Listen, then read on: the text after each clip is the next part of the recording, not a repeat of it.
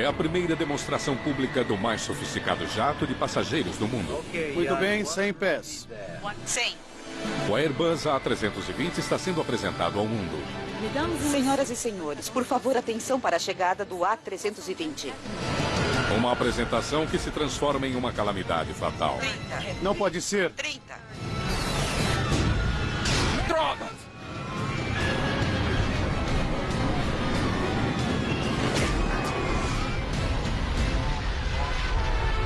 Aquilo não poderia ter ocorrido em pior hora para a Airbus.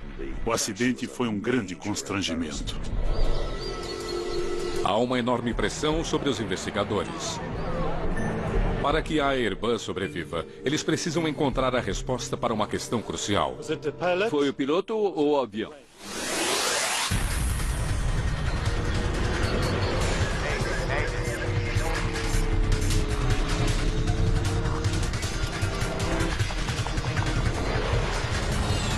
Mayday, desastres aéreos. Esta é uma história real baseada em relatórios oficiais e relatos de testemunhas. Piloto versus aeronave. São 2h30 da tarde de 26 de junho de 1988. Um voo fretado em comum se prepara para partir do aeroporto da Basileia Mulhouse, na França, perto da fronteira suíça. Antigelo. O comandante Michel Asselineau é um dos mais destacados pilotos da Air France. Confirmado. Apesar de ter apenas 44 anos, ele é o chefe de treinamento de pilotos para o mais recente avião da empresa, o Airbus A320. O avião é o terceiro a sair da linha de montagem. O comandante Asselineau pilotou esse avião desde a fábrica em Toulouse apenas 2 dias antes. Eu era responsável pelo lançamento do A320 na Air France. A empresa me usou para promover a aeronave. Eu tinha que fazer discursos e estava constantemente na televisão, nos jornais. Charter Air 296. Permissão para decolar, por favor. O copiloto de Asselineau, Pierre Mazière, também é um piloto veterano da Air France. Ele convidou 2 comissárias que estavam de folga para o passeio nesse voo especial. O A320 deve executar o sobrevoo de baixa altitude em um show aéreo local. Há 130 pessoas a bordo, o que é incomum para um voo de demonstração em um show aéreo. Elas não têm bagagens, e para algumas é a primeira vez em um avião. Há até mesmo crianças como Mariama Barry, de 7 anos, desacompanhadas de seus pais. Após o sobrevoo, elas farão um passeio turístico a Mont Blanc, o pico mais alto da Europa Ocidental. A maioria recebeu suas passagens como brinde promocional de um banco e um jornal local. Jean-Marie Schreiber é um jovem repórter que cobre o lançamento do novo avião. Como jornalista, eu estava entusiasmado por estar no voo, por ter uma chance de ver como as pessoas reagiriam dentro do avião.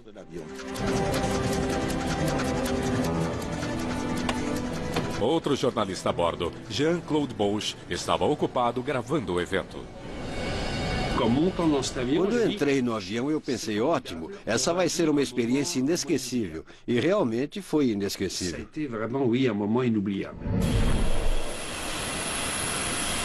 O A320 é o primeiro avião civil a usar fly-by-wire, uma tecnologia de ponta que informatiza os controles de voo. O sistema já tinha sido utilizado principalmente pelos militares. No sistema fly-by-wire, o piloto usa essencialmente o computador, e é o computador que pilota o avião. O fly-by-wire altera a relação entre piloto e avião. Ele dá aos computadores a possibilidade de prevalecer sobre inputs humanos para evitar falha do piloto. O computador de voo do A320 não vai deixar seus operadores humanos fazerem qualquer coisa que considere perigosa. A Airbus tornou-se a primeira fabricante de aviões civis a adotar esta tecnologia. E espera que isso lhe dê uma vantagem sobre sua rival de longa data, a americana Boeing. Nessa primeira apresentação ao público, a Airbus tem muito em jogo. Me diga o que quer em termos de velocidade e altitude. Muito bem, decolagem virando à direita. Seguimos com tranquilidade. Tentamos demonstrar a capacidade da aeronave. Não era verdade que queríamos nos exibir. Queríamos fazer um bom trabalho e tínhamos certeza que iríamos fazê-lo. Ao localizarmos o aeroporto, estendemos os flaps para 3, fazemos a demonstração em 100, baixamos o trem de pouso e você simplesmente o deixa comigo. Eu vou usar o Alpha Max. Já fiz isso umas 20 vezes. Tudo bem. O comandante Aceline está planejando uma manobra de tirar o fôlego. Um sobrevoo em baixa altitude com nariz alto em Alpha Max. A velocidade mais lenta em um voo sem que o avião estole. Senhoras e senhores, olá e sejam bem-vindos a bordo do Airbus A320, colocado em serviço há apenas 2 dias. Em breve estaremos decolando para um curto voo de turismo que começará a partir do Habsheim Flying Club e voaremos então ao redor do Mont Blanc. Desejo-lhes uma viagem muito agradável. É isso.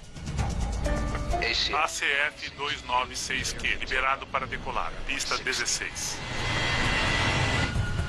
Rolagem iniciada. Decolagem. Parâmetros normais. 100. 100. Já está solicitando subida. Você viu aquilo? Sim, é assim mesmo, eu conheço a coisa. V1. Rotação.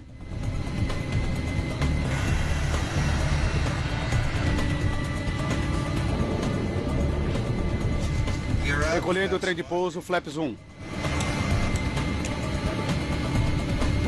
Checklist completado.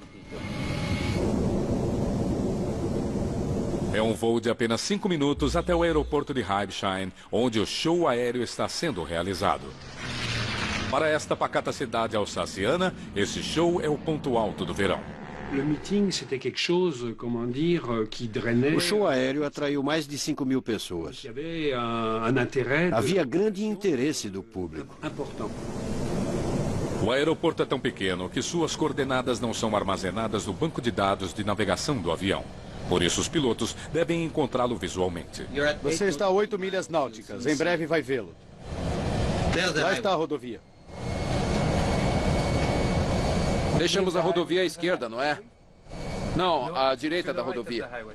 É um pouco à direita da rodovia.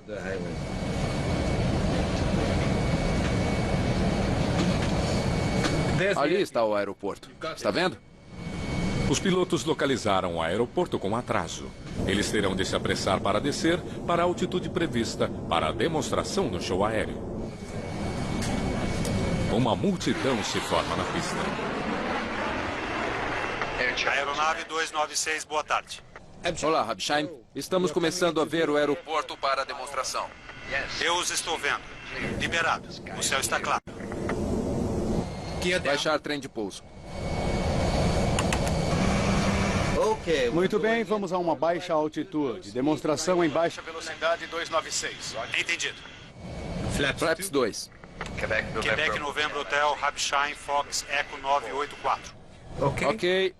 984. Colocar em 984. Flaps 3. Flaps 3. Ali está o aeroporto, não é? Afirmativo. O voo 296 faz uma curva suave para se alinhar com a pista. Os pilotos devem agora perder mais altitude e velocidade para entrar em posição para a demonstração. Senhoras e senhores, por favor, atenção para a chegada do A320. Muito bem, 100 pés. 100. Cuidado, cuidado. A aeronave está agora na altitude planejada. Para a Celine, esta será a parte mais delicada da manobra. Ele deve manter o avião em uma posição estável, com o nariz para cima, mas não muito alto. Olhei para o solo e disse, veja, ele não está com altura suficiente, porque dava para ver a grama pela janela. Tudo bem? Atenção. Desligar a autoaceleração. Ele desativa um dos recursos de segurança para que o computador não acelere o avião que segue lentamente. Somente agora, o comandante Asselineau vê um perigo que ameaça a vida de todos a bordo. A demonstração em baixa velocidade do A320 de repente não está ocorrendo como planejado. Há uma floresta no caminho do avião do comandante Asselineau. 30. Decolagem a toda potência. 30. Ele seleciona a configuração de potência mais alta e puxa os controles, esperando que o avião vá para cima. Mas o avião continua caindo. Não pode ser. Droga! J'ai commencé a voir par le hublot des branches d'arbres. Pela janela comecei a ver galhos de árvores. Fiquei espantado. Imagine estar em uma trilha, em um veículo grande, em uma pista esburacada, dirigindo a 80 ou 100 km por hora, sacudindo sem parar. E foi assim. Eu dizia para mim mesmo que o avião tinha de ficar inteiro. Porque se assim fosse, nós estaríamos bem. Mas se ele se rompesse, seria o fim. S'il casse, c'est fichu.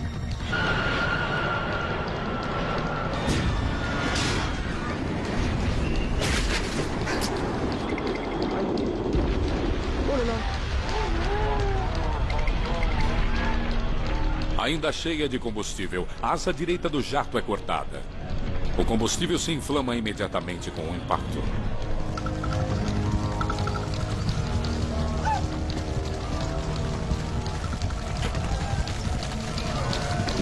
Paramos rapidamente e, ao atingir o solo, meu assento se quebrou. Como eu estava segurando muito firme, o assento se quebrou. E vi então muitas chamas por toda parte, chamas de 20 metros de altura ao redor do cockpit e fumaça vindo de toda parte. O copiloto está gravemente ferido. Ele sangrava muito e mesmo com um arnês completo, ele bateu em alguma coisa na frente dele. O que foi que você fez? Eu não sei. Eu não estou entendendo. Quando o avião finalmente parou, houve um momento de silêncio. Surpreendentemente, a fuselagem ainda está inteira. Todos sobreviveram ao impacto, mas ainda não estão fora de perigo. Alors là, je me penche. Eu me inclinei para a direita e vi chamas vermelhas. As janelas estavam vermelhas. E eu pensei, estamos inteiros, mas vamos queimar até a morte. E então ouvimos alguém dizer: saiam, saiam, há um incêndio. Evacuem a aeronave rápido. Eu cuido dele. Apenas 2 saídas podiam ser usadas para a evacuação. As demais estavam em chamas. Galhos grossos bloqueiam uma das portas, tornando difícil a evacuação.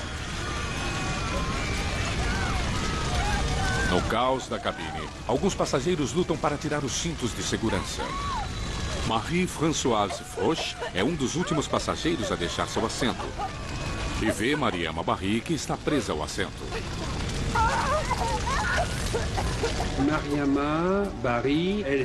Mariama Barry tinha 7, 8 anos. Com um acidente, as pessoas se empurravam em direção à saída e empurravam as costas dos assentos. O assento havia se dobrado sobre ela e ela ficou presa ali pelo cinto de segurança, sem que ninguém percebesse. Eu vou ajudar você. Mas é tarde demais. Vamos ficar bem. As 2 são envolvidas pela fumaça antes que consigam sair do avião. Na cabine, o comandante Asselineau luta para conseguir tirar seu copiloto ferido da aeronave em chamas. Eu o tirei do assento dele. Tirei o cinto dele, o carreguei, nem sei como, e o coloquei na escorregadeira. Quando todos os passageiros estavam fora do avião, eu vi minha tripulação. E quando eles me disseram: comandante, comandante, estão todos fora do avião.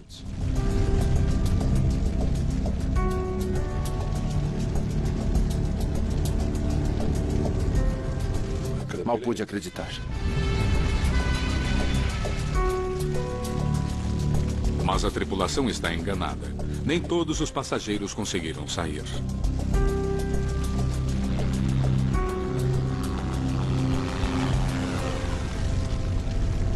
Marie-Françoise Froch, Mariama Barry e um garoto estão mortos.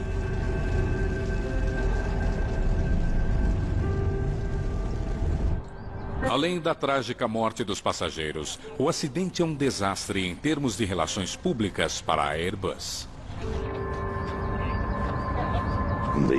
O acidente não poderia ter ocorrido em pior momento para a Airbus. Eles estavam pondo em prática um novo conceito que fora amplamente apregoado como um novo patamar em termos de segurança para a aviação civil. E ali estava um piloto envolvido em um acidente. Para aqueles que viram o acidente, que foi transmitido pela mídia em todo o mundo na mesma noite em que aconteceu, aquilo os deixou atônitos. O acidente foi um grande constrangimento.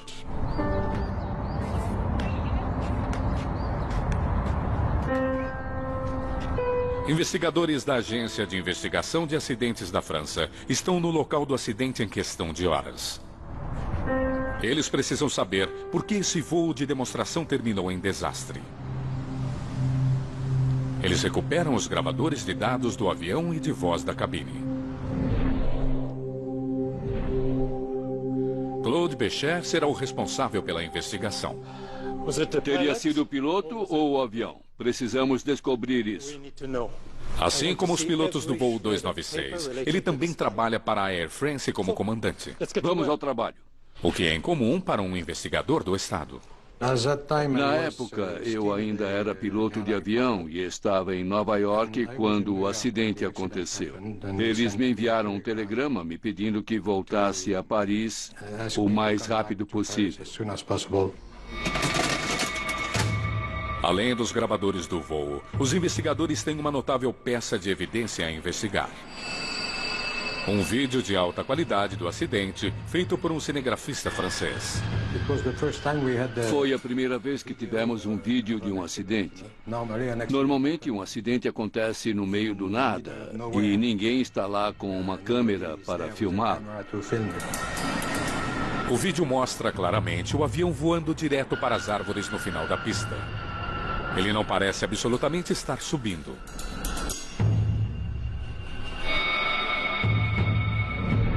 O gravador de voz da cabine oferece então um indício confuso. Decolagem a toda potência. 30. 30. Não pode ser. Droga! Está claro que a tripulação não tinha ideia de que havia um obstáculo no final da pista. Os investigadores estão intrigados. Como é que uma floresta poderia ter pego um piloto de surpresa?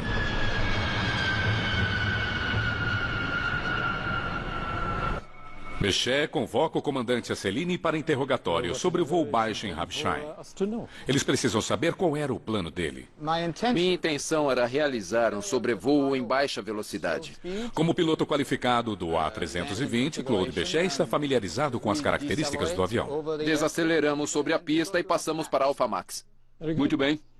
Ele não vê nada de errado com o plano do comandante Asselineau. Não foi ruim. Fazer uma passagem lenta foi algo bem planejado. E ele me pareceu muito aberto, disposto a ajudar e a trabalhar com a comissão de inquérito. Investigadores voltam sua atenção à maneira como a Air France preparou a tripulação do voo para o show aéreo. Eles descobrem um memorando que define as regras para todos os voos nesses shows. O que chama a atenção dos investigadores é a altitude mínima que a Air France havia selecionado para demonstrações em voos baixos: 100 pés. Isso violava a legislação federal. Na verdade, ele deveria ficar em 500 pés. Mas havia, na época, uma tendência de os pilotos que faziam shows aéreos como aquele voarem um pouco abaixo disso. E, às vezes, muito mais abaixo. Agora, o investigador-chefe Claude Bechet quer saber se houve quaisquer outros erros no planejamento do voo.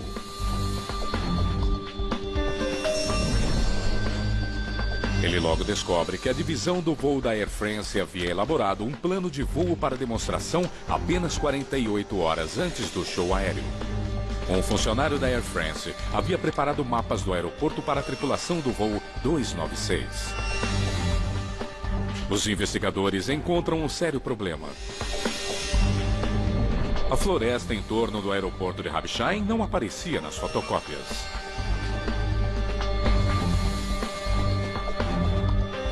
O funcionário que tinha reunido o pacote de voo não tivera a oportunidade de discutir o plano com a tripulação. Estava usando uma carta de navegação? Enquanto interrogava a Céline, Bechet descobre que os pilotos também haviam tido pouco tempo para se preparar. Aqui está o pacote de voo. Obrigado. Isso é bastante incomum para um show aéreo.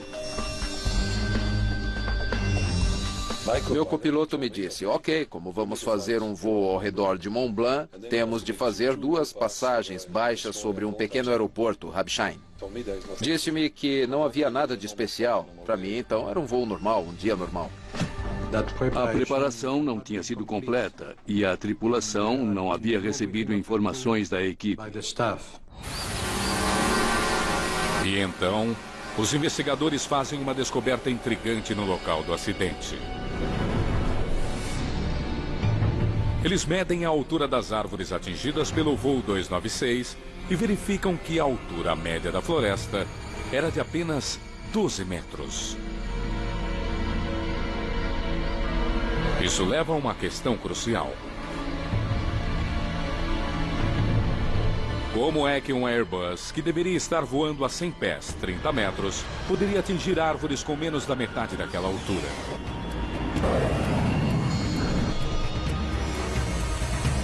Fica claro para os investigadores que o voo 296 se desviara fatalmente de seu plano de voo original, perdendo a altitude antes de mergulhar em uma floresta. Mas apenas os dados da caixa preta podem ajudá-los a entender como e por que isso tinha acontecido. Informações do gravador de dados do voo do A320 são recuperadas poucas horas depois do acidente. O dispositivo registra informações sobre 200 funções da aeronave, traçando um quadro detalhado de como o voo 296 operava nos minutos finais de seu percurso. Não pode ser! Pudemos reconstruir todo o acidente. Pudemos estar com a tripulação quando o acidente aconteceu.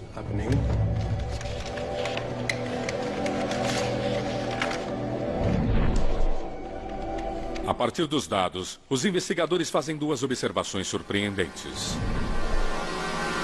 A primeira é que o voo 296 não sofreu avarias mecânicas. A segunda é que o A320 seguiu uma trajetória de voo muito diferente daquela que o comandante Céline havia planejado.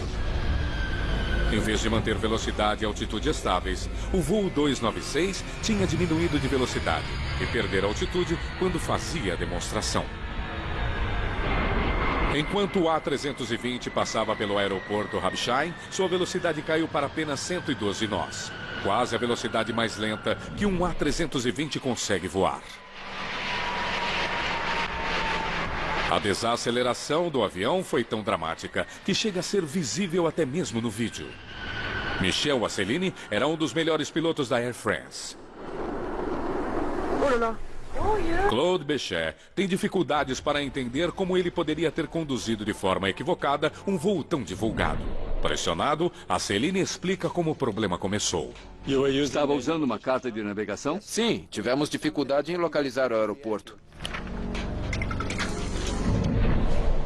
Deixamos a rodovia à esquerda, não é? Não, à direita da rodovia. É um pouco à direita da rodovia. Ali está o aeroporto, está vendo? Eles viram o aeroporto tarde demais. E quando o viram, reduziram a potência e desceram. Eles se apressaram a descer para ficar em posição para a demonstração. E ainda estavam diminuindo a velocidade quando chegaram ao aeroporto. Ali está o aeroporto, não é? Afirmativo. Mas então surgiu outro problema. Os espectadores estavam em uma pista diferente daquela para a qual a tripulação estava se dirigindo. A tripulação do voo 296 da Air France está mal preparada para o voo de demonstração. Ao planejarem o show aéreo, a Air France só forneceu à tripulação informações para a pista 2, a única pista de pouso asfaltada de Habsheim. Mas o comandante Asselineau vê a multidão em uma pista de grama, uma pista de pouso adjacente e muito mais curta. Eu estava esperando uma pista normal e no último momento vi que era uma pista de grama. O comandante Asselini alinha o avião com a pista de grama.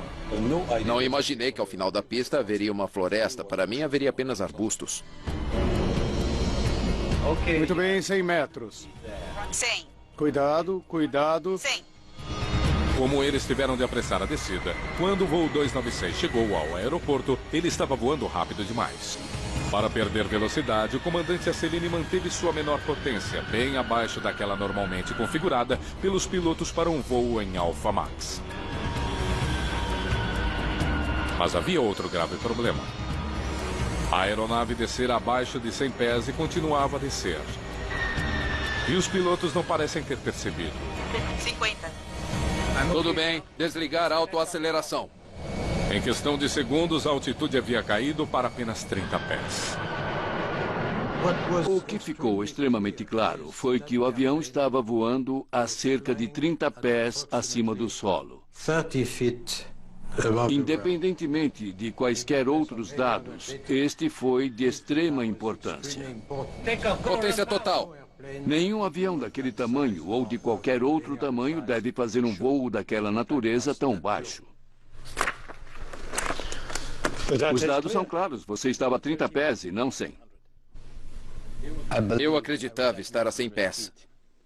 Claude Bechet ainda não sabe como o A320 acabou tão perigosamente perto do solo.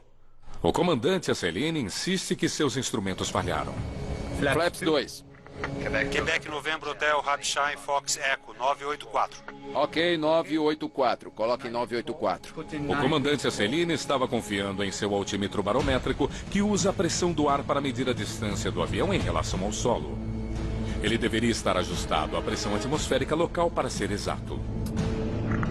Quebec, Novembro, Hotel, Rapshine, Fox, Echo, 984. Afirmativo, 984. Colocado em 984. O gravador de voz da cabine prova que a torre forneceu a leitura da pressão e a tripulação definiu seus instrumentos. Mas Asselini insiste que o altímetro estava lhe dando uma falsa leitura.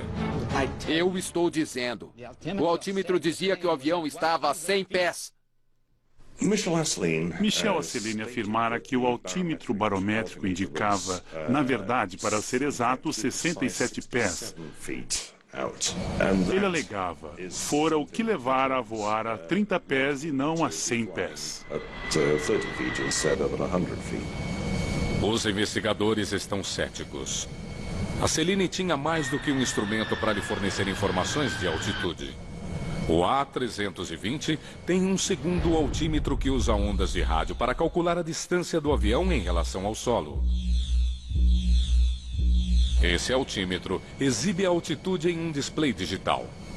Mas o comandante Asselini afirma que era difícil ler tal informação. Não conseguimos usar o radioaltímetro porque é um altímetro digital e ninguém consegue voar através da leitura de números. Tentei isso mais tarde em um simulador e nunca consegui fazer aquilo. Mas o radioaltímetro tem outra maneira de alertar os pilotos. Tudo bem. 50. Um aviso de voz digital. Desligar a autoaceleração. 50. Mas Asselini alega que ele e seu copiloto Pierre Maziev não conseguiram ouvi-lo. Algumas pessoas disseram, mas você poderia ter ouvido o radioaltímetro dizendo 30, 30, 50, 40, 30. Não, porque naquele momento a aeronave fazia muito barulho e estávamos com os fones de ouvido. E demonstramos na época que os avisos do radioaltímetro não eram captados pelos fones. 50. Apesar da defesa de Asselini, os pesquisadores estão certos de que a tripulação do voo 296 lidou com uma manobra arriscada de forma incorreta. Bechet tem mais perguntas ao comandante Asselini. O que fez quando viu as árvores? Eu fiz o que qualquer piloto faria. Tentei passar por cima delas. Investigadores descobrem que nos momentos finais antes do acidente... 30. Decolagem a toda potência. O comandante Asselini usou potência total. E quando eu esperava pela resposta do motor, eu percebi que havia árvores à nossa frente. E então fiquei esperando. Mas ele afirma que os motores não responderam. E quando eles finalmente subiram um pouco, já era tarde demais. Eu estou dizendo, os motores não responderam quando usei potência total. O depoimento do comandante Asselini levanta uma perspectiva preocupante. Se houve um atraso prolongado na resposta do motor, isso poderia indicar um problema crítico com os turbojatos A320.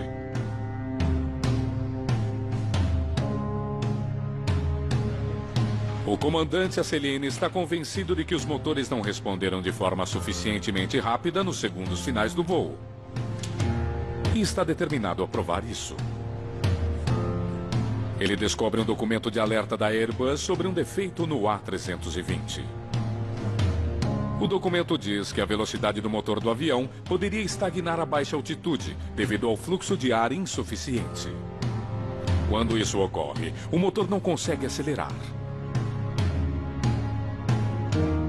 Mas os investigadores não conseguem encontrar evidência de tal falha em qualquer um dos dados do avião. 30.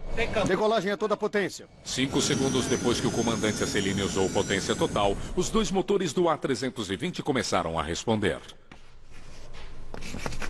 Eles chegaram a 80% de potência, próximo da potência total, momentos antes de o avião bater nas árvores. Quando você passa de idle ou marcha lenta para potência total, por alguns segundos você tem a impressão de que nada acontece. E em seguida vem a potência. Isso era normal, exatamente como previsto pela certificação. Os investigadores estão cada vez mais certos de que os motores do voo 296 não falharam. Eles encontraram outra forma de verificar os dados. O vídeo do acidente captou o som característico dos motores do A320 acelerando.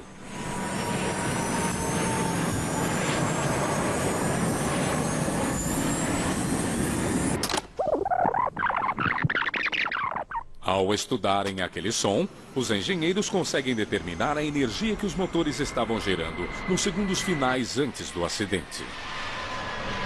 Conseguimos comparar a rotação dos motores a partir daquele filme e do gravador de dados do voo. Não havia nada de errado com os motores, com nenhum dos 2 motores. Por quê? Estou tentando ser neutro. O investigador-chefe Claude Bechet tem outra dor de cabeça. O comandante Asselineau está convencido de que há uma conspiração contra ele e interrompe toda a cooperação com a investigação. Muito bem. Tentei colaborar com a comissão de inquérito, mas fiquei desconfiado. A cada semana a imprensa dizia que o avião estava bom, que não tinha nada, que fora o erro do piloto. Em minha opinião, aquilo tudo estava encobrindo alguma coisa. O comandante Asselineau começa uma campanha para desafiar a investigação francesa. Ele aparece na televisão britânica e faz uma afirmação dramática. Quando puxei o manche para cima, os controles de voo do avião o mandaram para baixo. Em qualquer aeronave, se você puxa o manche para cima, o avião vai para cima e não para baixo. Mas não foi o que aconteceu com aquele avião. Por quê? Essa é uma boa pergunta. Suas acusações vão ao cerne das dúvidas sobre a aeronave. O sistema fly-by-wire do Airbus tinha dado muito controle aos computadores do A320. As alegações de Asselineau de que o avião não seguira suas instruções são sustentadas pelos dados do gravador de dados do voo do avião. A caixa preta registrara cada movimento do piloto em relação ao side stick. E mostra que, segundos antes do acidente, o comandante Asselineau o puxou para trás para levar o nariz do avião para cima. Investigadores verificam o que o avião fez em resposta a isso e fazem uma descoberta desconcertante. Ele está dizendo a verdade, o profundor desceu. Nos últimos segundos antes do acidente, os pilotos tentaram desesperadamente levar o avião para cima. O side stick controla o profundor do avião.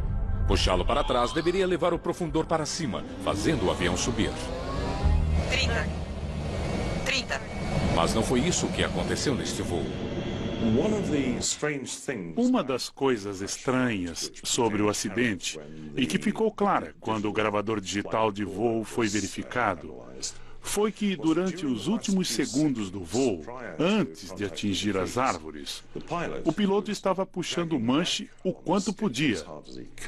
Mas as superfícies de voo estavam se movimentando para colocar o nariz para baixo. O comandante Asselineau acredita que a descida do avião provocou uma resposta automática dos computadores de voo. A Céline, inadvertidamente, levou seu avião para 30 pés do solo com seu trem de pouso descido e os flaps estendidos. Investigadores querem saber se o computador do avião considerou que a Céline estava pousando e iniciou as etapas necessárias para isso. Quando o avião ficou nivelado com a pista, ele voou sobre um pequeno agrupamento de árvores, o que levou a altitude radar momentaneamente para menos de 30 pés. Aquilo teria sido o suficiente para acionar o sistema de controle de voo para que entrasse no modo de aterrissagem. É possível que, embora o comandante Céline estivesse controlando o avião, o computador tenha levado o nariz do avião para baixo para a aterrissagem.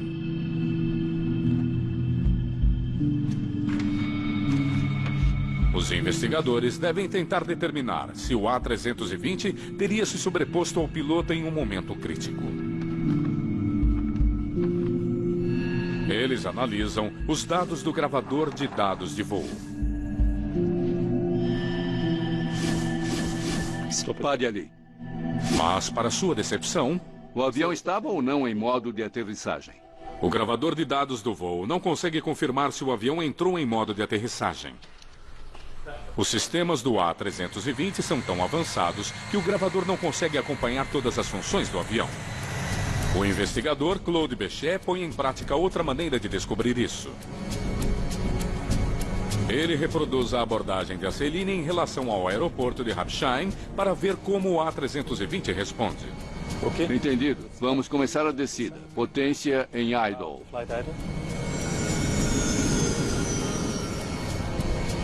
Agora coloque em Alpha Max. Isso, suavemente.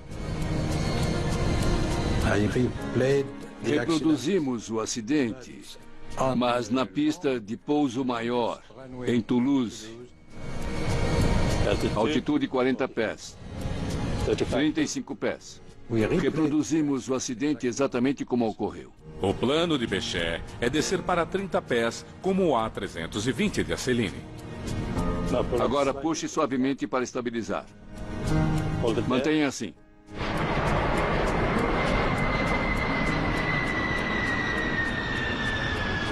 Bechet quer verificar se o computador de voo coloca o avião em modo de aterrissagem.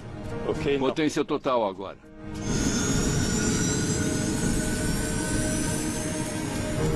Você sentiu isso?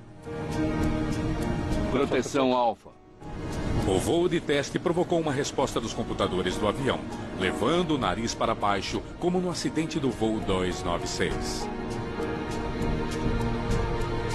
Mas o avião não tinha entrado em modo de aterrissagem. Em vez disso, o voo baixo havia ativado uma das principais características de segurança do A320, proteção contra stall.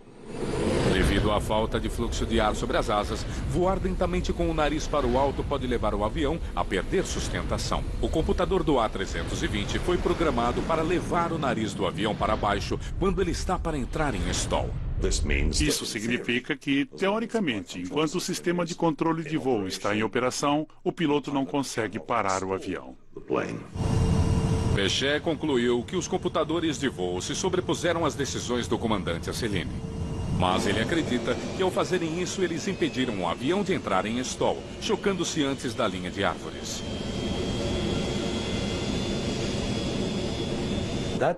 O avião não entrou em stall e, digamos, pousou nas árvores. O inquérito sobre o acidente de Rapsheim está chegando ao fim. Claude Bechet se prepara para entregar o seu veredito. A conclusão do meu relatório foi que o avião estava muito baixo, muito lento e sem potência suficiente. Relatório final.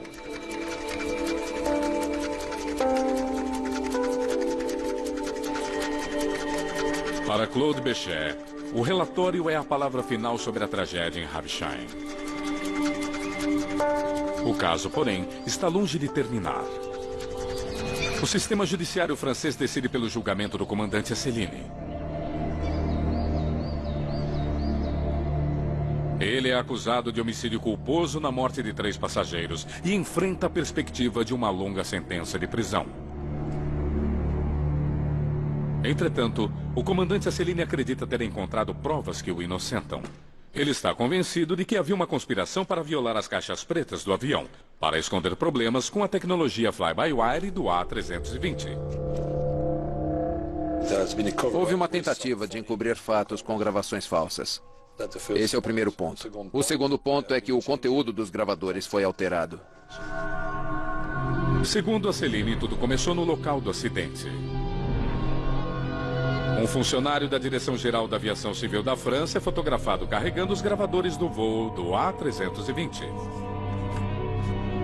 Aquelas mesmas caixas pretas são apresentadas como evidência no julgamento de Asselineau. Mas, inexplicavelmente, elas parecem ser diferentes. Eu tive a chance de ver as caixas pretas apresentadas no tribunal. Mas quando as vi, elas eram caixas antigas, cheias de arranhões, sujas, com tinta descascando. Eu pensei, espere, estas não podem ser as caixas do acidente. O avião era novo. Essas não são as caixas corretas. O comandante Asselineau contrata um instituto de criminalística da Suíça para comparar as duas fotografias. A conclusão: os gravadores não são os mesmos que os do voo. O comandante Michel Asselineau declara que a caixa preta de seu voo fora adulterada. Mas o investigador Claude Béchet rejeita as acusações como ultrajantes. Eles estavam tentando provar que as fitas tinham sido manipuladas, o que não conseguimos entender, porque todos os especialistas em gravação sabiam que aquilo era fisicamente impossível. Mas há um especialista que acredita que as caixas pretas sejam suspeitas. Ray Davis é ex-chefe de análise de gravadores de voo da Divisão de Investigações de Acidentes Aéreos do Reino Unido. Ele foi contratado pela televisão britânica para revisar o trabalho dos investigadores franceses. Aquilo realmente me abriu os olhos. Antes da leitura do relatório, eu tinha uma impressão totalmente diferente das possíveis causas do acidente. Mas ao ler o relatório, havia tantas irregularidades e tantas questões levantadas pelo relatório que a minha atitude para com o acidente mudou completamente. Davis descobre provas capazes de inocentar Asselineau. Isto levanta questões sobre quando a tripulação usou potência para tentar sobrevoar as árvores. 30. Decolagem a toda potência. 30. Ao estudar os dados da caixa preta, Davis se depara com uma contradição curiosa. Investigadores franceses haviam sincronizado as caixas pretas com uma transcrição de comunicação do controle do tráfego aéreo. Davis analisa a última conversa que os pilotos tiveram com a torre antes do acidente. Ok, 984. Coloquem 984. Isso fora gravado tanto pelo controle de tráfego aéreo quanto pela própria caixa preta do avião. Quebec Novembro Hotel Hampshire Fox Echo 984. Entendido, Quebec Novembro Hotel Hampshire Fox Echo 984. Ray Davis descobre uma discrepância de tempo entre as duas gravações, o que representa uma perda de vários segundos. De acordo com os dados da caixa preta, a aeronave estava a 5 segundos do impacto contra as árvores, quando o comandante Asselineau pediu potência total dos motores. Mas, de acordo com a análise de Ray Davis, isto, na verdade, aconteceu 4 segundos antes. Esta diferença de 4 segundos mudou drasticamente o cálculo do acidente. Trata-se da diferença entre um atraso normal de resposta do motor e uma avaria grave. Droga! Asselineau alega que, naquele momento, o atraso foi maior do que ele esperava. E dependendo do lado da história em que você estiver, se o atraso foi ou não de 4 segundos na gravação digital de dados do voo, ou ele é um idiota, ou ele está certo. O sistema judiciário francês não acredita que Asselineau esteja certo. Após vários recursos, Michel Asselineau é condenado por homicídio culposo e condenado a 10 meses de prisão. Ainda assim, a controvérsia sobre as caixas pretas e os 4 segundos desaparecidos continua. Isto promete fazer pairar para sempre uma nuvem sobre os resultados da investigação de Claude Bechet. A opinião pública deve ter pensado, bom, havia tanta coisa em jogo, era o futuro de toda a indústria da aviação europeia que estava em jogo. Por isso, eles conseguiram manipular as fitas e culpar o piloto, e não o avião. Mas isso é simplesmente impossível. O inquérito sobre o acidente em Habsheim fez várias recomendações. Que seja proibida a presença de passageiros em todos os voos de demonstração. Ele também defende um melhor conhecimento dos aeroportos por parte das tripulações de voo. E que os procedimentos das companhias aéreas sejam revistos para garantir sua conformidade com os regulamentos oficiais sobre altitude.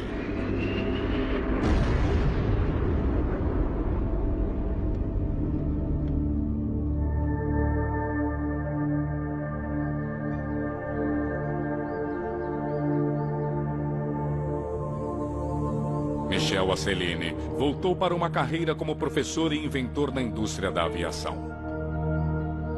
Ele continua a apelar contra sua condenação e dedica grande parte de sua vida para limpar seu nome. A tragédia em Habsheim teria pouco impacto sobre a Airbus. O A320 se tornaria uma das aeronaves de maior sucesso comercial da história, vendendo mais de 750 aviões em seus primeiros 10 anos. E a tecnologia fly-by-wire seria adotada com segurança por uma nova geração de aeronaves de passageiros. Versão Marshmallow São Paulo.